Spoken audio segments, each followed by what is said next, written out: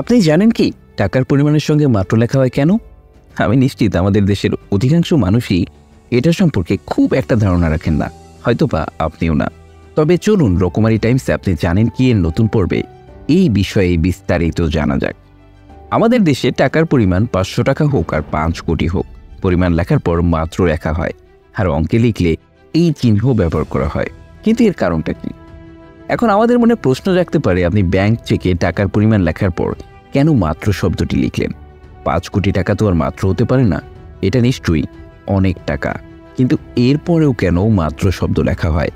সংশ্লিষ্ট বিশ্লেষকরা বলছেন, টাকার পরিমাণ যাই হোক না কেন, শেষে মাত্র লেখার একমাত্র কারণ হলো নির্দিষ্টতা। তারা বলছেন, টাকার অঙ্কে যখন শব্দের সাহায্যে লেখা হয়, তাতে যাতে অসাধু উপায়ে কেউ টাকার পরিমাণ বৃদ্ধি না করতে পারে, সে উদ্দেশ্যে টাকার পরিমাণ লেখার শেষে মাত্র লেখা হয়।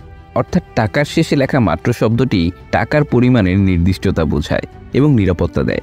যেমন ধরুন 50,000 টাকা মাত্র, মানে 50,000 টাকার 1 টাকা কমও না, আবার 1 টাকা বেশিও না। তাছাড়া চেক প্রদানকারী ধরুন শুধু 50,000 টাকা লিখে দিলেন, আর চেক গ্রহীতার অসদাচরণের কারণে সেখানে যদি একটা শূন্য বেশি দেওয়া হয়, তাহলে তো পুরাই ধরা।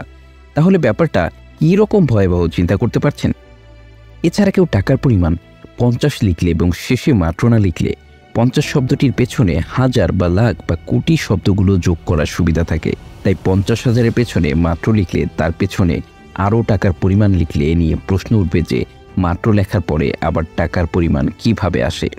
ফলে মাত্র লিখে অথবা অ্যামাউন্ট লেখার পর এই চিহ্ন দেওয়ার একমাত্র কারণ যাতে আর কোনোভাবেই সেখানে কোনো রকম কারচুপি করার সুযোগ না থাকে।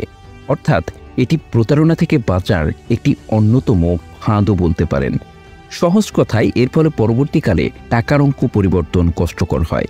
তাই অবশ্যই চেকে বা ডিপোজিট স্লিপে মাত্র লিখতে হবে। সেই সঙ্গে অ্যামাউন্ট লেখার পর লম্বা টানে অ্যামাউন্ট ঘরের বাকি জায়গা জুড়ে দাগ টেনে দিতে হবে।